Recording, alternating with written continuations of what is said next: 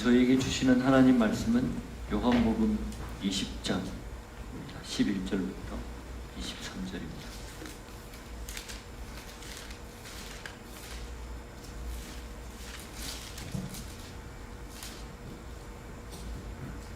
같이 읽겠습니다. 마리아는 무덤 밖에 서서 울고 있더니 울면서 구부려 무덤 안을 들여다보니 흰옷 입은 두 천사가 예수의 시체 뉘었던 곳에 하나는 머리편에 하나는 발편에 앉았더라.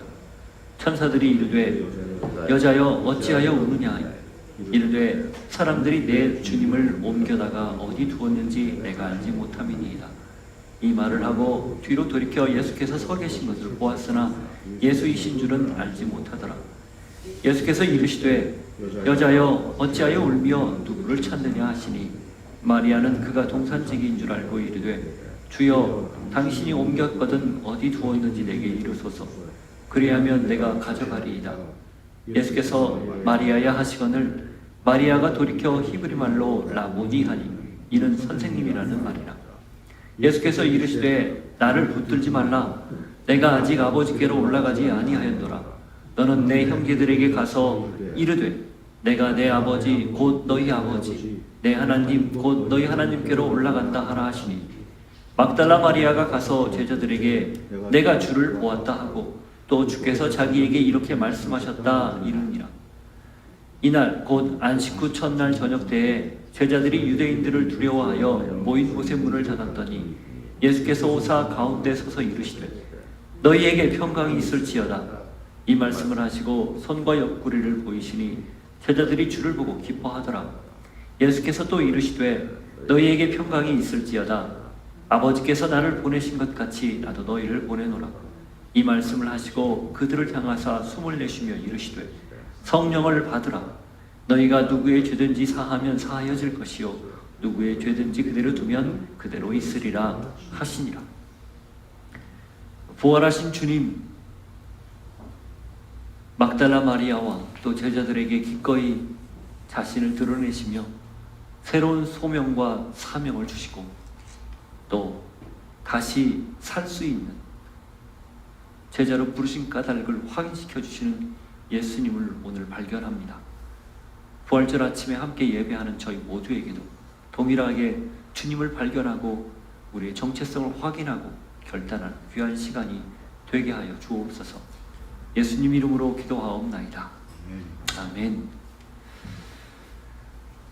교회는 세상으로부터 불러내 예수님께로 모이게 한 자들의 모임, 예수님께 모인 사람들, 바로 그것이 교회입니다. 모이는 교회죠. 공개적으로 모여서 하나님의 자녀라는 사실을 확인하고 예배하며 교제하고 섬기는 공동체, 교회입니다. 히브리서 기자가 말했듯 서로 돌아보아 사랑과 선행을 격려하며 모이기를 폐하는 어떤 사람들의 습관과 같이 하지 말고 오직 권하여 그날이 가까움을 볼수록 더욱 그리 모이는 교회, 이게 교회의 본질입니다. 코로나19를 겪어내며 모이는 성격이 굉장히 다양해진 지금 우리는 이 시점에서 우리가 어떻게 모일 건지 다시 생각하고 또 고민해야 하는 그런 숙제를 안고 있는 셈이죠. 디지털 시대에도 여전히 아날로그 감성이 사라지지 않는 것, 그래서 온라인에서 만나지만 여전히 오프라인을 동경하는 것, 이건 어쩌면 사람이 하나님이 우리를 만들 때에 우리 안에 하나님의 형상대로 심어놓은 DNA, 곧 하나님과 교제해야만 살 수 있는, 만나야만 살 수 있는 그 DNA가 우리 안에 영적으로 여전히 있기 때문이라고 생각을 합니다. 아무리 저희가 온라인에 익숙해져 있지만 그래도 오프라인에서 만나서 함께 떡을 떼고 삶을 나누고 같이 울고 같이 우는, 그게 바로 교회의 한 면, 또 본질인 거죠. 그렇지만 이게 교회의 전부는 아닙니다. 교회는 세상으로부터 나와서 모여 함께 교회 예배하고 함께 주님을 섬기는 공동체이지만 동시에 이제 세상으로 나가 흩어져 각자의 자리에서 교회되어 사는 것, 이것이 또한 본질이기 때문입니다.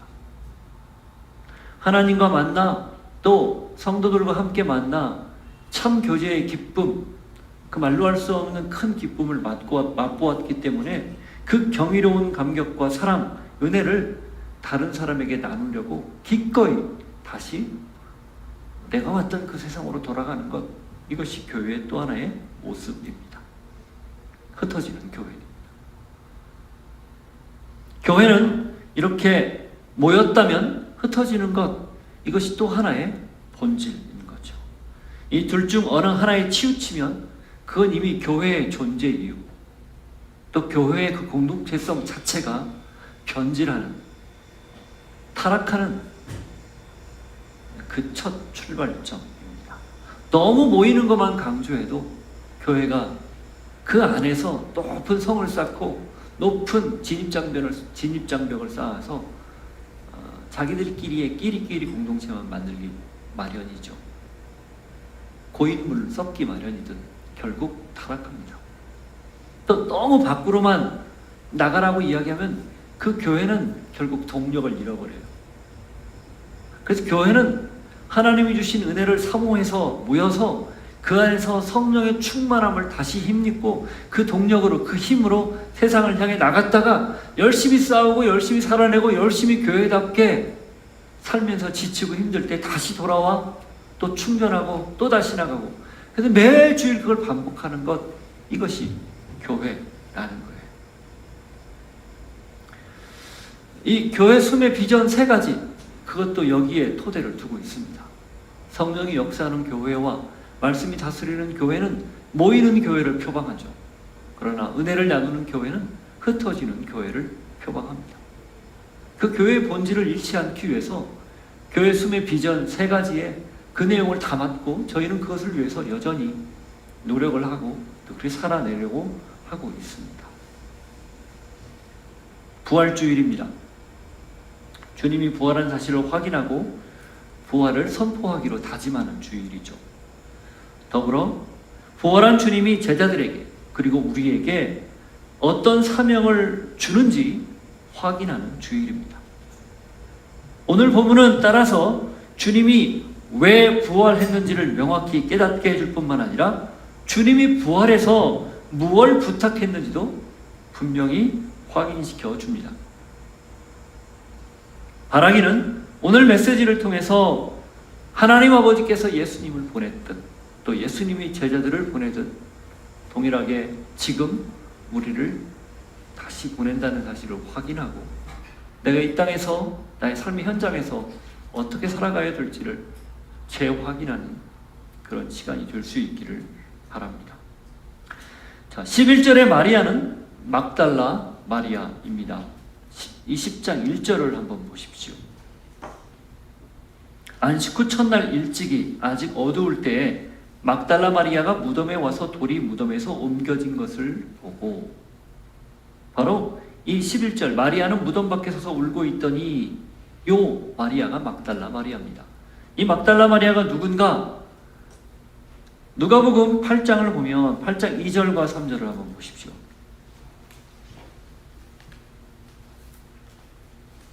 거기에 막달라 마리아가 누군지에 대해서 써 있습니다.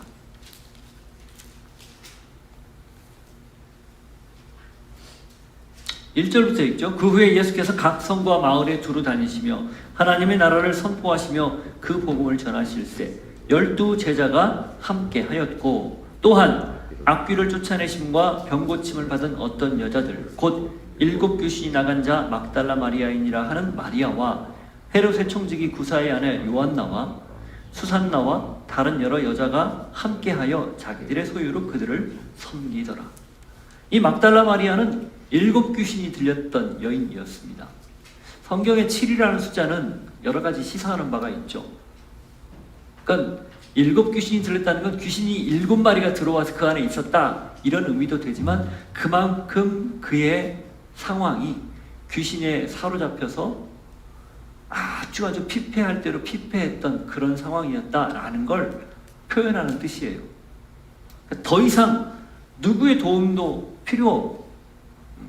소용이 없는 그런 상황. 마치 혈루병에 걸려서 그 오랜 시간 자기의 가산을 다 탕진할 만큼 병에서 고침을 받고 애썼던 그 혈루병에 걸린 여인과 비슷한 그런 상황이었다는 거예요. 이 여자가, 이 막달라 마리아가 예수님에 의해 고침을 받았습니다. 생명을 맛본 거죠. 그동안 아무도 자신을 도와줄 수 없었지만 예수님을 만난 이후 그의 삶이 완전히 바뀐 거예요. 그러니 그의 소유로 예수님을 따라다니며 섬긴 것 어쩌면 지극히 당연한지도 모릅니다. 심지어는 예수님이 십자가에 못 박혔을 때 제자들은 요한을 빼놓고 다 도망쳤는데 그 옆에 여인들이 있었어요. 예수님의 모친 마리아와 바로 이 막달라 마리아 외에 다른 여인들이 있었죠. 그 자리를 지키고 있었던 여인입니다. 물론 당시에 여자들은 처벌을 하지 않았다고 그래요. 십자가 처형 같은. 그리고 관계되어 있어도 연좌해서 처벌하지 않았다고 합니다. 그래서 한편 자유로워서 그 십자가 형틀 아래서 예수님을 보고 있었을지도 몰라요.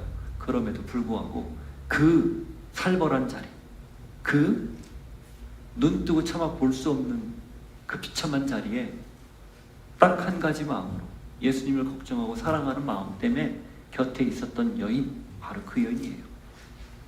그리고 너무 급하게 예수님이 처형되는 바람에 사후 처리를 제대로 하지 못해서 임시로 안치된 아리마다 사람 요셉의 그 새 무덤에 임시로 안치된 것을 확인하고 안식일이 끝나는 날까지 기다렸다가 향품을 준비해서 다른 여자들과 함께 예수님의 시신에 나머지 처리들을 하려고 부랴부랴 새벽에 달려갔던 그 여인입니다.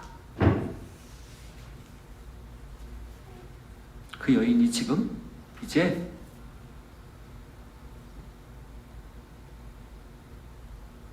예수님을 만날 수 있는 그런 기회를 얻게 된 거죠. 자, 11절부터 읽어보겠습니다. 11절, 12절. 마리아는 무덤 밖에 서서 울고 있더니 울면서 구부려 무덤 안을 들여다보니 흰 옷 입은 두 천사가 예수의 시체에 뉘었던 곳에 하나는 머리편에 하나는 발편에 앉았더라. 그녀에게 예수님의 죽음은 절망 중에 절망이었습니다. 이젠 더 이상 아무 소망도 없었습니다. 그렇지만 그럼에도 불구하고 그녀는 예수님을 떠날 수 없었던 거예요. 자기 자신의 삶을 송두리째 바꿔놓은 그 예수님을 향해 그는 달려갔고, 달려가자마자 그가 발견한 것은 빈 무덤이었습니다. 그리고 그 빈 무덤을 보고 그가 바로 제자들에게 가서 예수님의 무덤이 비었다, 누가 시체를 치웠다 혹은 도둑질했다 라고 알려준 거예요. 부활한 사실을 아직 믿지 못했으니까. 그러자 그 소식을 듣고 두 명의 제자들이 무덤으로 달려갑니다. 요한이 먼저 달려가고 그 다음 베드로가 달려가는데, 요한은 밖에서 무덤 앞만 쳐다보고 비었다는 사실을 확인하는데 베드로가 쑥 들어가서 그 안을 살펴보고 또 요한도 따라 들어가죠. 그리고 성경은 그들이 무덤이 비었다는 사실을 알고 그냥 집으로 돌아갔다, 이렇게 기록하고 있습니다. 9절, 10절 한번 읽어보죠. 20장. 그들은 성경에 그가 죽은 자 가운데서 다시 살아나야 하리라 하신 말씀을 아직 알지 못하더라. 이에 두 제자가 자기들의 집으로 돌아가니라. 그 사실을 전해받은 두 제자 베드로와 요한이죠. 그들은 아직 깨닫지 못해서 이 사실을 갸우뚱하지만 성경은 분명하게 그들이 각자 집으로 돌아갔다, 이렇게 이야기합니다. 이 집으로 돌아갔다는 말이 이들의 집이 갈릴리거든요. 갈릴리까지 갔다, 그런 뜻이 아니라 그들이 자기의 삶의 자리로 돌아갔다. 그러니까 지금 무덤이 비어있고, 그래서 분명히 예수님이 하신 3번이나 연거푸 약속하신 그 말씀을 떠올리고, 아, 이게 부활의 표적인가? 부활한 거에 대한 증거인가라고 한 번쯤 생각해 봐야 되는데 그 자리를 그냥 박차고 돌아가 버린 거예요. 써있지는 않지만 그들이 무슨 마음으로 돌아갔을까? 실망감으로 돌아갔을까? 아니면 누가 우리 주님의 시체를 옮겨갔을까? 여러 가지 생각을 하고 돌아갔겠죠. 그러나 마리아는 그럴 수가 없었습니다. 그는 예수님 곁에 무덤이라 할지라도 그냥 자리 잡고 있었던 것이죠. 그때 놀라운 일이 벌어져요. 13절 천사들이 이르되 여자여 어찌하여 우느냐 이르되 사람들이 내 주님을 옮겨다가 어디 두었는지 내가 알지 못함이니이다. 천사들이 왜 마리아가 울고 있는지를 물어보는 거죠. 지금 두 제자는 천사들을 발견하지 못했어요. 요한복음의 증언에 따르면. 그러나 마리아가 이제 천사를 발견한 겁니다. 곁에서 울고 있다가. 그리고 천사의 질문을 받은 거죠. 왜 울고 있느냐. 그때 마리아의 대답이 내 주님을 사람들이 옮긴 것 같은데 어디 두었는지 모르겠습니다. 이렇게 말한 거예요. 바로 그때 예수님이 그와 함께하죠. 14절 이 말을 하고 뒤로 돌이켜 예수께서 서 계신 것을 보았으나 예수이신 줄은 알지 못하더라.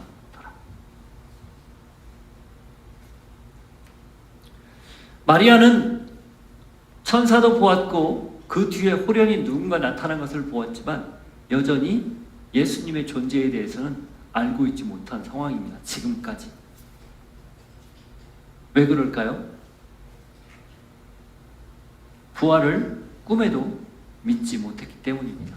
그렇게 연거푸 말씀을 하셨는데도 부활했을 거다라고 설마 생각했던 거죠. 설마 부활했을까? 그런 생각을 했던 거예요. 여러분, 신앙이 왜 이성과 경험을 넘어야 비로소 시작되는지 알겠습니까?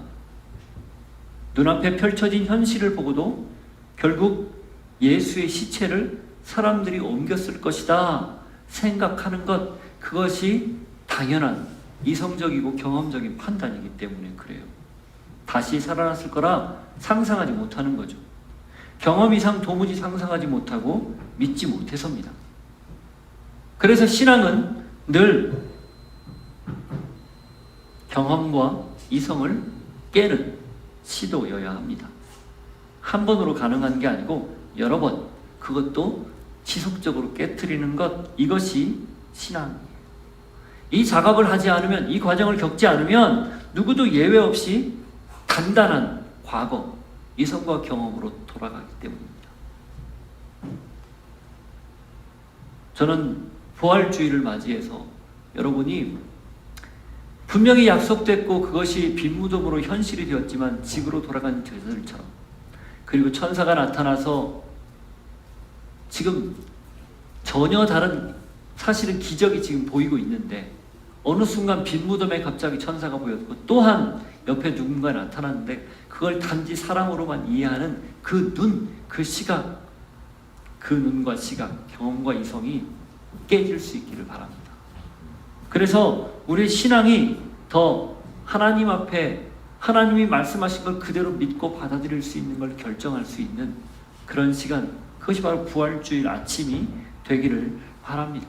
신앙의 새로운 장, 주님이 말씀하셨다면 그것을 믿고 받아들일 수 있는 그런 은혜, 또 그런 마음 되기를 결정하기를, 옥토밭 같은 그런 마음이죠. 자, 그렇게 해서 예수님이 그 앞에 나타났지만 이 마리아는 그걸 전혀 깨닫지 못하죠. 그런데 예수님이 가만히 있지 않고 그런 마리아에게 질문을 합니다. 이성과 경험의 틀에 갇혀 있지만 그럼에도 예수님은 나타날 뿐만 아니라 이 마리아에게 당신 자신을 이제 드러내려고 질문을 하기 시작하는 거죠. 15절 앞부분 한번 보십시오. 예수께서 이르시되 여자여 어찌하여 울며 누구를 찾느냐 하시니. 그 앞에도 보면 천사들이 여자여 어찌하여 우느냐 이렇게 물어봤죠. 예수님 또한 동일하게 여자여 어찌하여 울며 누구를 찾느냐 이렇게 묻습니다. 똑같은 질문이죠. 마리아의 대답도 비슷해요. 보세요. 마리아는 그가 동산지기인 줄 알고 이르되 주여 당신이 옮겼거든 어디 두었는지 내게 이르소서 그리하면 내가 가져가리이다. 비슷한 대답을 해요. 여전히 마리아는 예수님을 알아보지 못하는 겁니다. 여전히 예수님을 인지하지 못하고 있는 거예요. 부활을 꿈에도 생각하지 못했기 때문이에요. 그러나 예수님의 이 질문, 여자여 왜 울고 있고 누구를 찾느냐, 이 질문은 얼핏 보기에는 책망하는 듯한 그런 느낌이지만 아닙니다. 이건 당신 자신을 드러내는, 예수님 자신이 드러나서 부활한 주님이 이제 똑같이 생전의 모습으로 아직은 못 알아보고 있지만 언어를 통해서 입술에서 나오는 이 음파, 물질적인 파동을 통해서 귀에 들려주고 실체로 보여주는 그것을 확인시키기 위해서 그렇게 나왔다는 사실이에요. 그리고 그것으로 끝나지 않습니다. 16절 보십시오.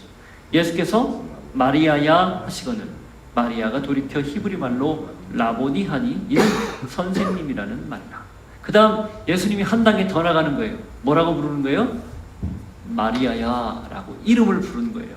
천사들은 이름을 부르지 않았습니다. 그러나 예수님은 두 번째로 물어볼 때 그의 이름을 친근하게 불러줘요. 마치 여리고성을 지나갈 때 자기를 유심히 지켜보는 한 사람, 삭개오를 보고 한 번도 만난 적 없는데 그 이름 삭개오야 내려오라, 내가 내 집에 오늘 유하겠다 말씀하신 것과 똑같은 마음, 똑같은 모습입니다. 마리아가 그때야 예수님인 줄 알아봐요. 그리고 황급하게 라보니 하고 예수님을 부릅니다. 이 라보니는 유대 선생들에 대한 그 호칭인데 우리가 흔히 알고 있는 랍비라는 말, 그것은 선생님 이런 말입니다. 그런데 라보니 하면 극존칭이에요. 굳이 표현하자면 뭐 대선생이요, 큰 선생님이요, 뭐 이렇게, 아니면 우리말로 표현할 수 없지만 극한 표현으로 아주 극존칭으로 선생님이시여 이렇게 하는 그런 표현이에요. 왜 극존칭을 썼는지는 알 수 없지만 예수님을 알아보고 그가 반응한 거죠. 여러분, 이분이 예수님입니다. 마리아가 몰라본다고, 그리고 오해한다고 책망하지도 않고 또 나무라지도 않고 비난하지도 않고 도리어 그에게 그의 이름을 부르며 따뜻하게 맞이해 주는 분, 그분이 예수님입니다. 자, 그러면 마리아 편에서는 이건 어떤 의미가 있을까요? 제자 둘은 집으로 가버렸어요. 그러나 마리아는 그 자리에 남아 있었죠. 결국 예수님을 사모해서 예수님 곁에 머물기를 원하는 그녀 마리아가 부활한 예수님을 첫 번째로 만나는 영광을 누리게 되었다는 겁니다. 누가 예수님을 만나는가? 누가 부활한 주님을 만나는가? 예, 주님 곁에 있는 사람이에요. 주님을 사모하기 때문에 그분 곁에 머물려고 몸부림치는 사람, 어떤 경우에도 내 방식과 내 뜻대로 살지 않고 하나님의 방식과 하나님의 뜻대로 살려고 몸부림치는 사람, 바로 그 사람에게 하나님이 자신을 드러내고 자신의 영광을 기꺼이 보여주는 것이죠. 잠언 8장 17절을 한번 보십시오.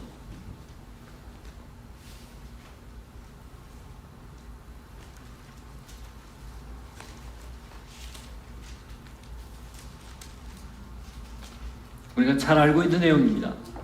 나를 사랑하는 자들이 나의 사랑을 입으며 나를 간절히 찾는 자가 나를 만날 것이니라.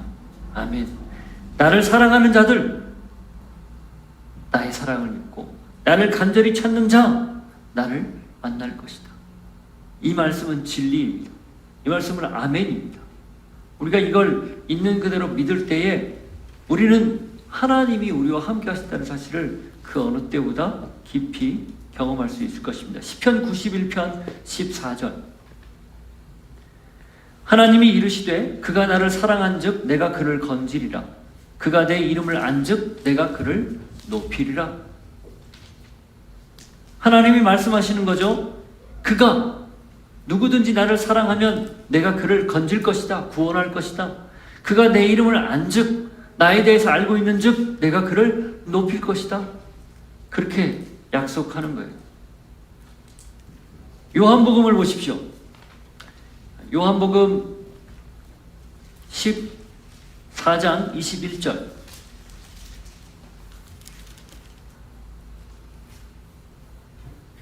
나의 계명을 지키는 자라야 나를 사랑하는 자니 나를 사랑하는 자는 내 아버지께 사랑을 받을 것이요 나도 그를 사랑하여 그에게 나를 나타내리라. 이 세 구절의 공통점이 뭡니까? 하나님을 사랑하는 자, 하나님을 가까이 하는 자, 그가 하나님을 만나고 하나님이 그를 만나줄 것이고 그리고 그를 높일 것이고 그를 구원해낼 것이다. 그 약속이죠. 여러분, 마리아가 바로 이걸 누린 거예요. 아무 증언 능력이 없는 당시에 법정에서조차 증언할 수 없었던 여인에게 예수님이 기꺼이 자신의 모습을 내준 것, 바로 이런 마리아의 모습 때문이에요. 여러분 생각해 보십시오. 만일에 부활을 증언하고 그 부활을 제자들에게 지금 이어서 맡기겠지만 그 사실을 알리려면 가장 먼저 누구에게 나타나는 게 효과적입니까? 자기를 못 박았던 사람들, 대제사장, 서기관들, 그리고 로마의 총독, 군병들, 그들에게 예수님이 나타내도 돼요. 그러면 자기들이 눈앞에서, 자기들 눈앞에 죽어갔던 그 사람을 지금 살아있는 걸 보고 안 믿을 수 없을 거 아니에요. 그러나 하나님이 그 방법을 택하지 않고 자기를 찾는 자, 가까이 하는 마리아, 그 여인에게 가장 먼저 자신을 드러내고 또 자기를 기다리고 있는 제자들, 그에게 드러내서 증언 능력도 없고 증언하는 그런 일에 무능한 자들을 내세워 기꺼이 부활 소식을 전하기로 하셨다는 거죠. 이게 부활이 사실이라는 역설입니다. 부활을 강조하고 그것을 더욱 드러내려면 지연해서라도 사람들에게, 유력자들에게 나타났다, 이렇게 말할 수 있는 거 아니겠어요? 그러나 성경은 그 방법을 쓰지 않습니다. 약속한 그대로 주님을 가까이 하는 자에게 제일 먼저 드러내고 그를 통해서 증언하시기를 원하시는 거예요. 여러분, 마리아가 이성으로, 경험으로 예수님을 못 알아봐도 상관없어요. 그리고 대화가 오가도 예수님을 바로 알아보지 못해도 상관없어요. 심지어는 믿지 못했어도 상관이 없었다는 거예요. 예수님은 그 마음 중심에 그 생전의 예수님의 은혜를 기억하고 그를 따르고자 했던 이 마리아에게 기꺼이 자신을 드러냈다라는 것, 이걸 꼭 기억하기를 바랍니다. 그게 부활의 은혜예요. 우리 같은 사람, 늘 넘어지고 늘 반복하는 그런 죄에 빠져서 예수님과 세상, 하나님과 세상, 그 양쪽에 엉거주춤하게 양발을 다 들여놓고 이도저도 하지 못하는 그런 삶을 사는 우리에게 그럼에도 불구하고 부활한 주님이 나타나서 그 마음 한켠에 하나님을 가까이 하고자 하는 그런 마음이 있는 걸 보시고 기꺼이 자신을 드러내고 알려주는 분, 그분이 예수님이라는 거예요. 그걸 기억하십시오. 그러니 여러분, 이 신락 같은 믿음, 작은 믿음, 겨자씨 같은 믿음, 보잘것없는 믿음 괜찮습니다. 갈팡질팡하는 믿음, 오늘도 이 결정 저 결정 때문에 어떻게 할지 몰라서 고민하는 그런 믿음, 좌고우면하는 그런 생각 괜찮아요.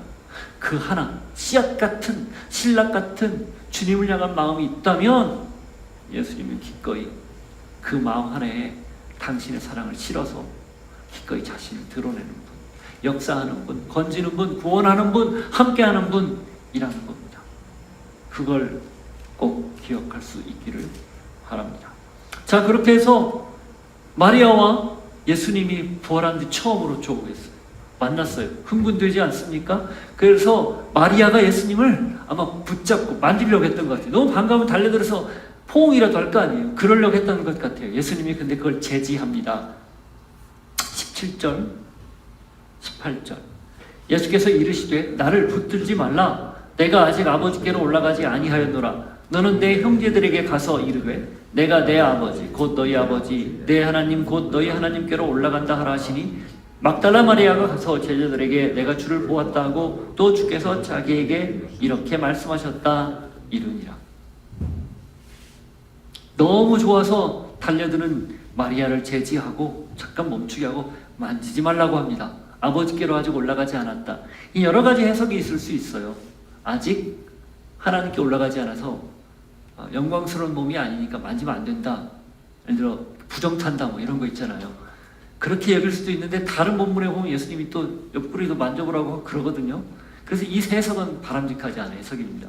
가장 적절한 해석은 과거 마리아에게 십자가 이전의 예수님의 모습과 십자가 이후 부활한 예수님의 모습이 정 다르다라는 것을 각인시켜주는 의미에서 만지지 말라고 한 거라고 봅니다.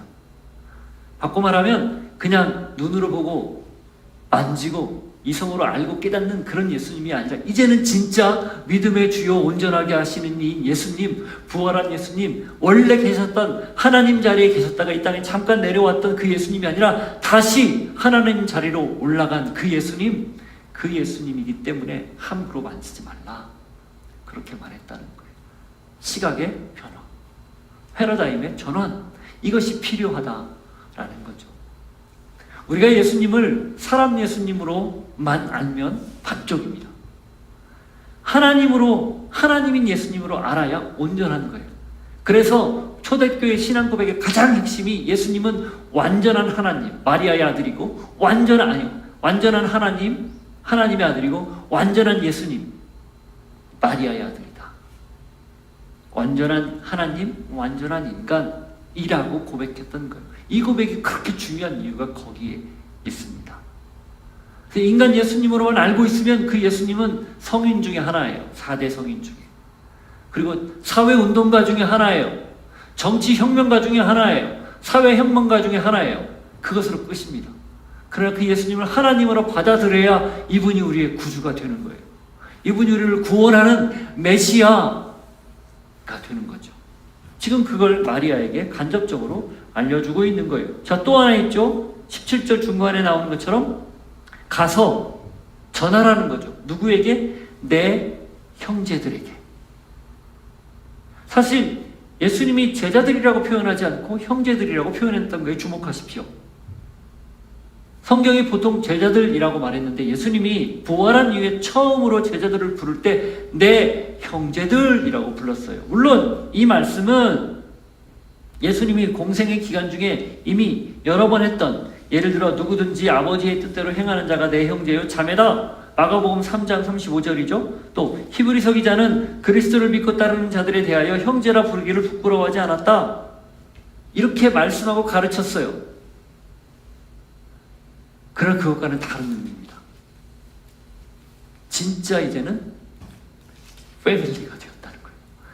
제자와 주님과 제자 사이에서 똑같이 하나님의 자녀로 새로운 정체성을 부여하는 내용, 그게 바로 예수님의 제자들을 향한 내 형제들이라는 호칭에서 담고 있는 의미입니다. 그래서 이렇게 표현한 거예요. 내가 내 아버지 곧 너희 아버지, 내 하나님 곧 너희 하나님께로 올라간다 말하라. 하나님 아버지가 내 아버지인데 너희 아버지도 된다. 그분이 내 하나님인데 너희 하나님도 된다. 이야기하는 거죠. 여러분, 이걸 우리는 성경을 잘 알고 있고 숱하게 들어서 익숙해요. 그래서 감동 없습니다. 내 아버지 맞는데요. 근데 이 사실을 처음 들었던 마리아의 입장에 생각해 보십시오. 그리고 이 사실을 처음 듣게 될 제자들의 입장에 생각해 보십시오. 하나님을 아버지라 여긴 적이 없어요. 하나님을 내 하나님이라고 좀 여겼긴 했겠죠. 그러나 그것도 사실은 극소수였을 거예요. 아브라함과 이삭과 야곱의 하나님이라고 생각했을 겁니다. 그들의 통념대로. 그런데 예수님이 부활한 뒤에 새로운 호칭을 만들어준 거예요. 쇼킹한 표현입니다. 완전히 새로운 관계가 형성되고 있다는 것을 알려주는 거죠. 이걸 깨달은 바울이 그래서 그렇게 바울이 쓰는 서신마다 처음 인사할 때 나의 형제 자매 여러분, 그리스도 예수 안에서 형제된 자매 여러분, 형제가 되고 자매가 된 여러분, 이렇게 표현합니다. 보십시오. 우리는 각자 성씨도 다르고 살아온 배경도 다르지만 그리스도 안에서 교회 공동체 안에 모여 스스로 서스럼 없이 형제님 자매님이라고 부르잖아요. 형제님 자매님이 그냥 교회에서 부르는 호칭 이상이라는 거예요. 그 사실을 기억하고 부르기를 바래요. 가족이라는 걸 기억하기를 바랍니다. 예수님이 규정해준 가족. 그러니 우리 가족이 아프면 같이 아픈 거 당연합니다. 우리 가족이 힘들면 같이 힘든 것 당연해요. 우리 가족이 기쁘면 같이 뛸 듯이 기쁜 것 당연해요. 어제 우리 형제님 한 분이 딸을 시집 보냈어요. 제가 그 내용, 그 결혼식 내내 참 감동이 있었는데 특별히 두 군데서 제가 감동을 받았어요. 하나는 딸의 친구가 축사하는데요. 아니 전혀 알지도 못하는데 그 축사에 왜 제가 눈물이 나는지 마치 내 딸을 보고 그렇게 하는 듯한 느낌이 받아서 그랬던 것 같아요. 또 하나는 신랑과 신부가 신부 측 부모님 앞에 와서 인사를 하는데 신부 아버지가 우리 형제님이 신랑을 딱 안고 번쩍 근데 뭉클했습니다.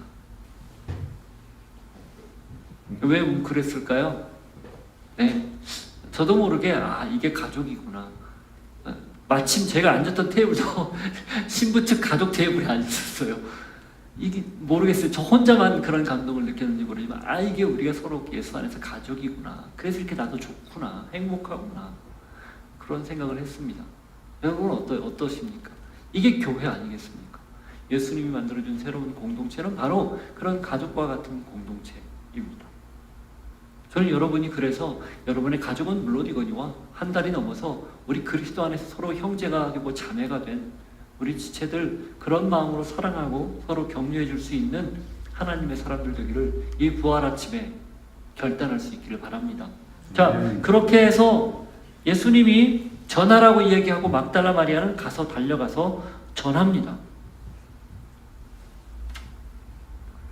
제자들이 모여 있었죠. 그들은 유대인들을 두려워해 문을 굳게 잠그고 그 안식 후 첫날 그 밤에 모여 있었습니다.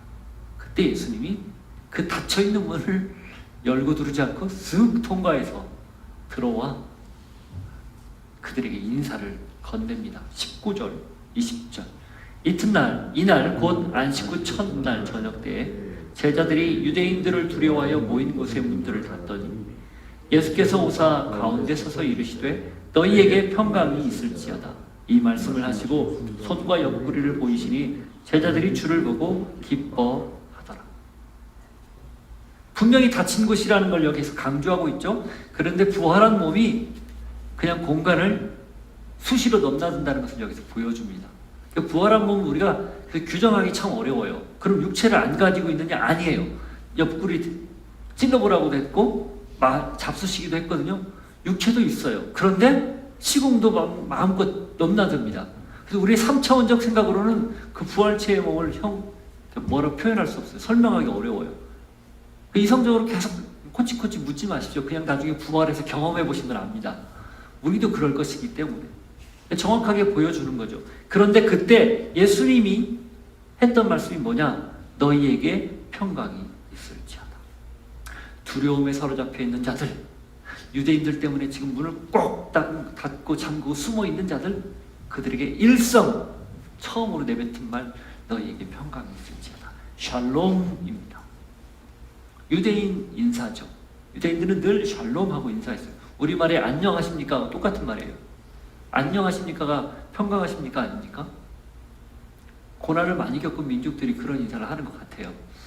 어쨌든 그렇게 인사를 하는데 이 샬롬이지만 이제까지의 샬롬과는 다른 샬롬입니다.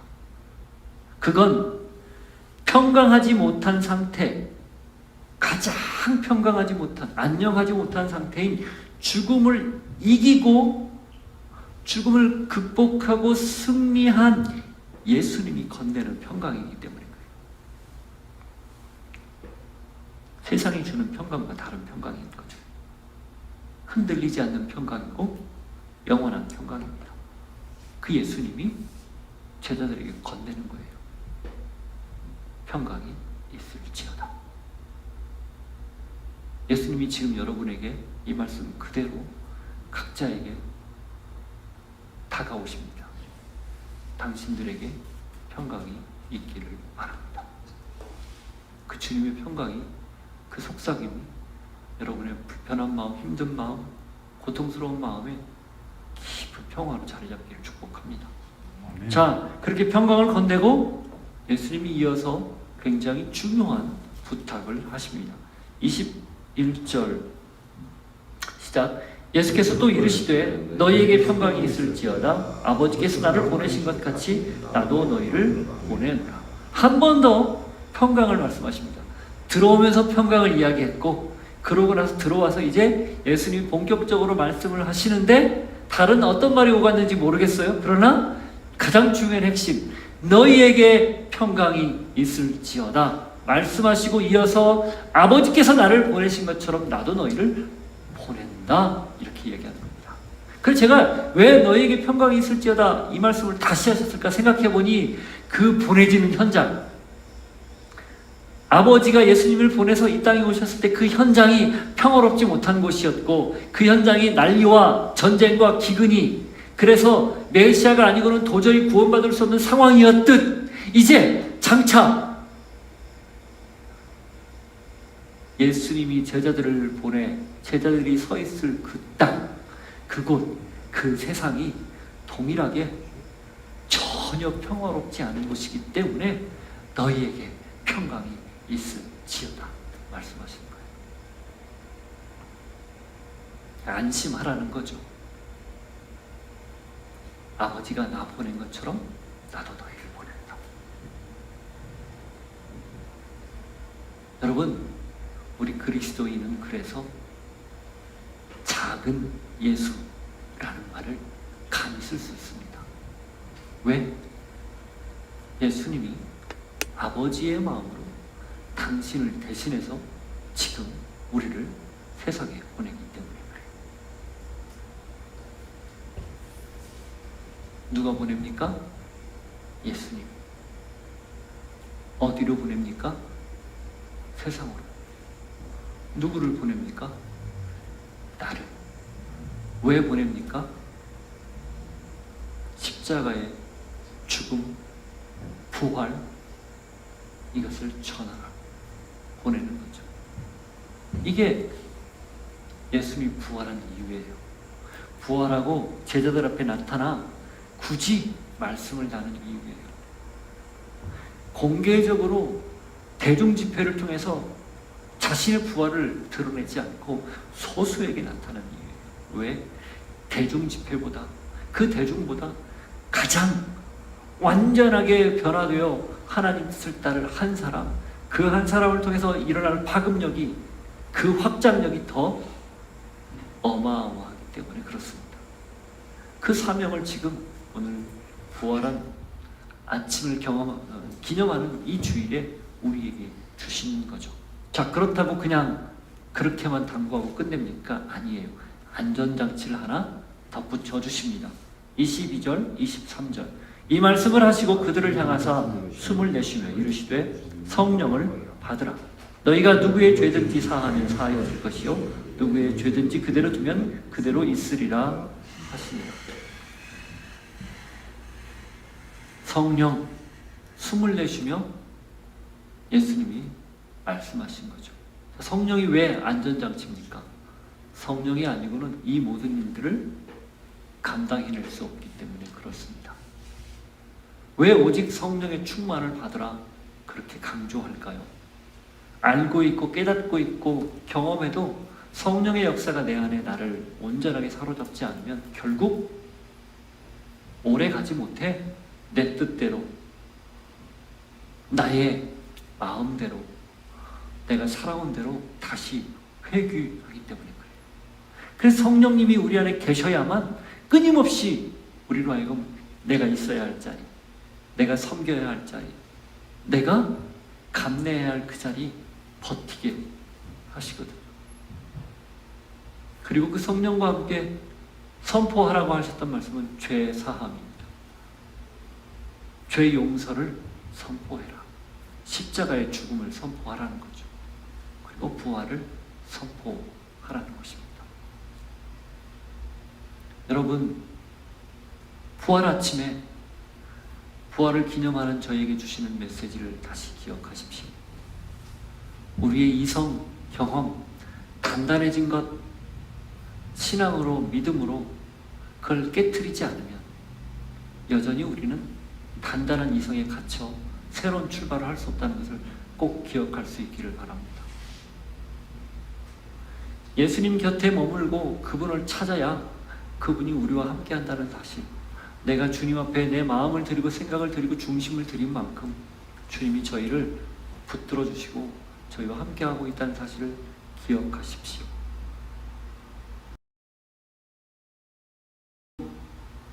주님이 우리를 형제라 부르기를 마다하지 않고 기꺼이 가족으로 삼아주신 걸 기억하고 우리 역시 하나님의 자녀답게 서로가 서로를 사랑해야 된다는 사실을 잊지 않기를 바랍니다. 끝으로 우리의 사명, 가서 예수님을 대신해 예수님의 죽으심과 부활을 기꺼이 성령의 능력으로 증거하는 그 일이 세상에서, 나의 삶의 현장에서 지금도 필요하고 또 해야 된다는 걸 꼭 기억할 수 있기를 바랍니다. 같이 기도할 때, 하나님, 오늘 부활의 아침에 4가지 음성을 저희가 들었습니다. 우리의 믿음을 늘 새롭게 하게 이성과 경험에 단단한 우리 생각들을 깨트리게 해주시고, 그리고 주님, 늘 주님 곁에 머물기를 소망할 수 있는 저희 되게 하여 주옵소서. 또한 우리가 가족으로, 형제자매로 서로 예수 안에서 사랑하는 것 외에 다른 것들을 선택하지 않고 더 많이 사랑할 수 있는 그런 삶을 살게 해주십시오. 그리고 우리를 보내시는 그 예수님의 음성을 기억하고 우리의 정체성은 곧 세상에 흩어져 하나님의 그 살아계심을, 예수 그리스도의 십자가와 부활을 증거하는 것이 우리의 사명임을 잊지 않고 살아갈 수 있는, 하여 세상 속에서 살아낼 수 있는 하나님의 사람들 우리가 되게 하여 주옵소서. 같이 한번 기도하겠습니다. 하나님 아버지, 그렇습니다. 오늘 주시는 말씀을, 부활주일 저에게 주신 이 말씀을 기억합니다. 하나님, 저희는 늘 이성으로 여전히 생각하고 판단하고 결정합니다. 주님, 신앙이 이것들을 넘어설 수 있도록 저에게 믿음을 더해 주시고, 신앙으로 우리의 과거와 우리의 이성과 우리의 경험들을 늘 깨트릴 수 있는 하나님의 사람들 되게 하여 주옵소서. 주님께 더 가까이 갈 수 있는, 주님을 더 사모하고 주님을 의지할 수 있는, 늘 주님 곁에 머무를 수 있는 그런 사람 되게 하여 주옵소서. 주여, 그렇게 우리를 기꺼이 형제여 자매라고 인정해 주시고 당신의 가족을 삼아주신 걸 기억하고, 우리 또한 우리에게 허락된 가족들, 또 그리스도 안에서 우리에게 허락된 모든 가족들을 서로 뜨겁게 사랑하며 섬기며 살필 수 있는 하나님의 사람들 되게 하여 주옵소서. 주님이 우리를 보내십니다. 작은 예수로 세상 속으로 아버지께서 예수님을 보낸 것처럼 예수님이 또한 우리를 보낸다는 걸 기억하고, 주님, 그 땅에서, 세상에서 성령의 능력을 따라 예수님의 죽으심, 부활을 기꺼이 담대히 전하며 드러내며 살 수 있는 하나님의 사람들 모두가 될 수 있도록 역사하여 주옵소서. 하나님, 부활한 주님을 기억하며 오늘 우리에게 주신 말씀을 잊지 않게 해주십시오. 우리의 신앙이 더 온전해지게 하여 주시고, 더 주님께로 가까이 달려갈 수 있게 해주시고, 서로가 서로를 뜨겁게 사랑하게 하시고, 우리를 보내시는 그 하나님의 사랑을 힘입어 성령의 능력으로 세상에서 주님의 죽고 다시 사심을 증언하는, 선포하는 하나님의 사람들 되게 하여 주옵소서. 예수님 이름으로 기도하옵나이다. 아멘. 자리에서 일어서서 함께 고백합니다. 물이 바다를 덮음같이, 물이 바다 덮음같이 여호와의 영광을 인정하는 것이 온 세상 가득하리라. 물이 바다 덮음같이, 물이 바다 덮음같이, 물이 바다 덮, 한 번 더 고백합시다. 물이 바다를 덮음같이, 물이 바다 덮음같이 여호와의 영광을 인정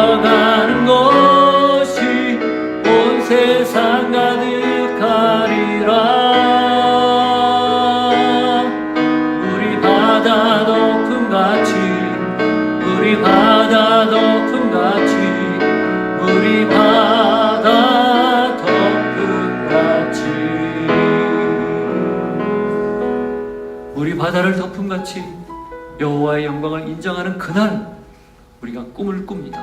그 꿈을 위해 우리가 이 땅에 예수 이름으로 보냄을 받습니다. 부활을 기념하는 오늘 다시 우리의 정체성을 확인하며 하나님, 우리가 그 복음을 들고 세상으로 흩어집니다. 사랑하며 살게 해주십시오. 언제나 예수님 곁에 머물며 살게 해주십시오 하여 우리의 모든 이성과 틀, 경험의 틀을 깨고 신앙으로 늘 새롭게 거듭날 수 있는 하나님의 사람들 되게 하여 주옵소서. 지금은 예수 그리스도의 은혜와 하나님 아버지의 사랑과 성령님의 교통하심이 아버지께서 나를 보낸 것 같이 나도 너희를 보낸다, 이 말씀을 듣고 세상으로 들어가 작은 예수로 당당하게 살겠습니다 결단하고 고백하는 주의 백성들 머리 위에, 삶의 자리 위에 이제로부터 영원토록 함께 하시기를 간절히 축원하옵나이다. 아멘.